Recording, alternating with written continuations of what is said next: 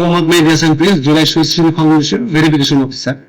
আমাকে যে রাখা হয়েছে যারা আহত এবং শহীদ পরিবার থেকে আসে তাদের বিভিন্ন কোয়েরির জন্য, যেমন অনেকে বিকাশে টাকা পাচ্ছে না, কেউ চেক পেতে দেরি হচ্ছে, কেন দেরি হচ্ছে, তাদের ফাইল কি প্রবলেম, সেগুলো কোয়েরির জন্য আমার কাছে আসে। আমি সেগুলো আমার খাতাতে লিপিবদ্ধ করি এবং সেটা আমি আমার তরফ থেকে জানানোর সর্বোচ্চ চেষ্টা করি।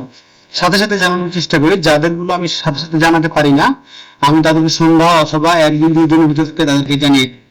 বেশি বেশি যে সমস্যাগুলো হয় সেটা হচ্ছে বিকাশের এনআইডি ম্যাচ এর কারণে সমস্যা হয়। এটা হচ্ছে যাদের বিকাশ নাম্বারটা আমাদের দেয়, অনেক সময় দেখা যায় তাদের অ্যানালগ নাম্বার দিয়ে বিকাশটা খোলা থাকে, কিন্তু তারা আমাদেরকে তাদের স্মার্ট কার্ডটা প্রোভাইড, যে জন্য আমরা বিকাশে টাকাটা পাঠাতে পারি না। তো এটা ঠিক করার পরিবর্তে আমরা তাদেরকে টাকাটা পাঠাতে পারি, যার জন্য দু একদিন হয়তো বা লেট হয় এবং আমরা তাদের জানিয়ে দিই। আর যাদের বিকাশের সমস্যা থাকে এবং যারা এটা ঠিক করতে পারে না, আমরা তাদের সাথে যোগাযোগ করে তাদেরকে চেক মাধ্যমে তাদের আর্থিক সম্মাননা প্রদান করে থাকি।